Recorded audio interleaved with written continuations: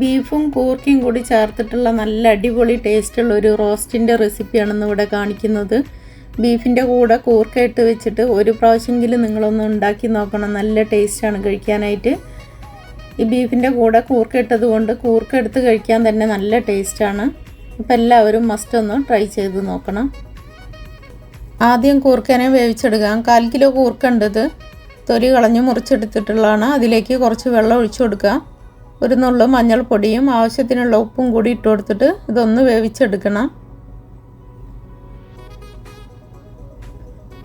1/2 kilo beef ഉണ്ടത് ഇതിനൊന്ന് കുക്കറിലിട്ടിട്ട് വേവിച്ചെടുക്കണം. നല്ലപോലെ ചെറുതാക്കി മുറിച്ചെടുത്തിട്ടുണ്ട്.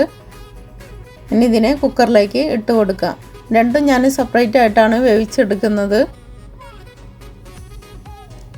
കുറച്ച് മഞ്ഞൾപ്പൊടിയും 1/2 ടീസ്പൂൺ കുരുമുളക് ക്രഷ് ചെയ്തത്, ആവശ്യത്തിനുള്ള ഉപ്പും കൂടി ഇട്ട് കൊടുത്തിട്ട് ഇതിനൊന്ന് വേവിച്ചെടുക്കണം. വളരെ കുറച്ച് വെള്ളം ഒഴിച്ചു കൊടുത്താൽ മതി. അപ്പോൾ കൂർക്ക വെന്ത് വന്നിട്ടുണ്ട്.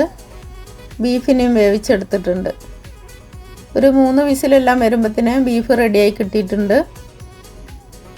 2 വലിയ ഉള്ളിയാണ് കട്ട് ചെയ്ത് വെച്ചിട്ടുള്ളത്. ഒരു വലിയ തക്കാളി, കുറച്ച് തേങ്ങാക്കൊത്ത്, വെളുത്തുള്ളി, ഇഞ്ചി കുറച്ച് ചതച്ചത്.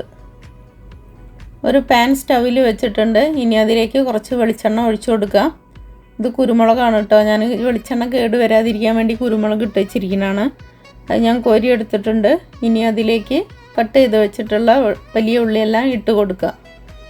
ഒത്തിരി അങ്ങോട്ട് വലിയ ഉള്ളി ഇട്ട് കൊടുക്കരുത്, പിന്നെ ഗ്രേവിക്ക് ഭയങ്കര മധുരമായിരിക്കും.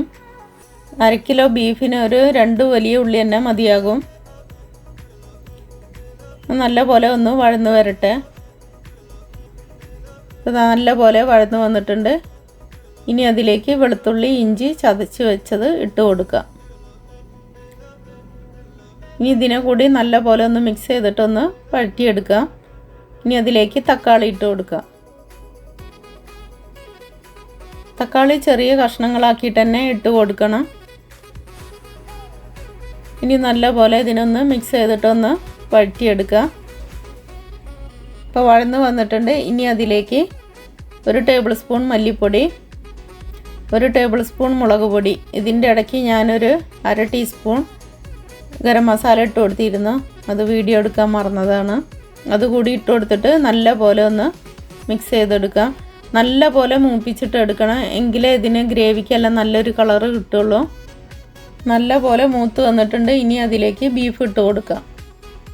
കൂർക്കയും കൂടി ഇട്ട് കൊടുക്കാം. ഇത് രണ്ടും കൂടി നല്ല പോലെ ഒന്ന് മിക്സ് ചെയ്തിട്ട് ഇനി ഇതിൽ കിടന്ന് നല്ല പോലെ തിളച്ചിട്ട് ഒന്ന് വറ്റി വരണം. ഒരു 10-20 മിനിറ്റ് എല്ലാം ആകുമ്പോഴത്തേനും നല്ല പോലെ റെഡിയായി കിട്ടും. ആദ്യം തന്നെ ബീഫ് നല്ല പോലെ വേവിച്ചിട്ട് വേണം ഇതിലേക്ക് ഇട്ട് കൊടുക്കാനായിട്ട്. ഒരു 3-4 വിസിലൊക്കെ വരുമ്പോഴത്തേനും ഒന്ന് റെഡിയായി കിട്ടും.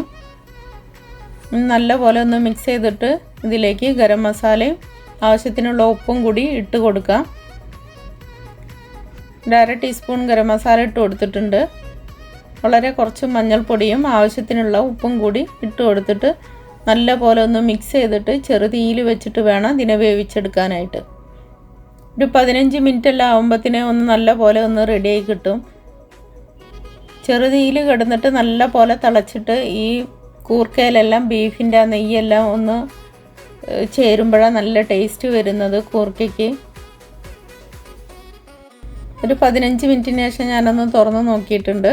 ഇപ്പോൾ നല്ല പോലെ തിളച്ച് വറ്റി വരുന്നുണ്ട്. കുറച്ചും കൂടി വെള്ളത്തിൽ വറ്റിക്കാനുണ്ട്. കുറച്ച് വെള്ളത്തോടെ എടുത്തു കഴിഞ്ഞാൽ അത്ര ടേസ്റ്റ് ഉണ്ടാവില്ല. കുറച്ചും കൂടി വെള്ളം വറ്റണം. ഈ സമയത്ത് ഉപ്പെല്ലാം നോക്കിയിട്ട് ഉപ്പെല്ലാം ഇട്ട് കൊടുക്കണം. ഞാനിവിടെ കുറച്ച് ഉപ്പിട്ട് കൊടുത്തിട്ടുണ്ട്. ഇനി കറിവേപ്പില ഇട്ട് കൊടുക്കാം. പച്ചമുളക് കീറി വെച്ചത് അതൊക്കെ ഓരോരുത്തരുടെ ഇഷ്ടത്തിനനുസരിച്ച് അളവ് എത്ര വേണമെങ്കിലും ഇട്ട് കൊടുക്കാം. കുറച്ച് തേങ്ങാക്കൊത്ത് ഇട്ട് കൊടുത്തിട്ടുണ്ട്. എല്ലാം കൂടി ഇട്ട് കൊടുത്തിട്ട് നല്ല പോലെ ഒന്ന് മിക്സ് ചെയ്തിട്ട് വയ്ക്കാം. ഒരു 5 മിനിറ്റും കൂടി ഒന്ന് അടഞ്ഞിരിക്കട്ടെ, അപ്പോൾ റെഡിയായി കിട്ടും. ഒരു 5 മിനിറ്റിന് ശേഷം ഞാനൊന്ന് തുറന്ന് നോക്കിയപ്പോൾ നല്ല പോലെ റെഡിയായി വന്നിട്ടുണ്ട്. വെള്ളമെല്ലാം വറ്റി നല്ല പരുവായിട്ട് വന്നിട്ടുണ്ട്. ഈ ഒരു പരുവത്തിന് എടുക്കുകയാണെങ്കിൽ നല്ല ടേസ്റ്റോട് കൂടി തന്നെ നമുക്കിത് കഴിക്കാം. ചപ്പാത്തിയുടെയും ചോറിൻ്റെ ഒക്കെ കൂടെ നല്ല ടേസ്റ്റാണ് കഴിക്കാനായിട്ട്. ഇതിൽ നിന്ന് ബീഫ് അല്ലാതെ കൂർക്ക തന്നെ എടുത്ത് കഴിക്കാനായിട്ട് നല്ല ടേസ്റ്റാണ്. എല്ലാവരും മസ്റ്റ് ഒന്ന് ട്രൈ ചെയ്ത് നോക്കണം. വീഡിയോ ഇഷ്ടപ്പെട്ടാൽ എല്ലാവരും ഒന്ന് ലൈക്ക് ചെയ്യണം, കമൻറ്റ് ചെയ്യണം, ഷെയർ ചെയ്യണം.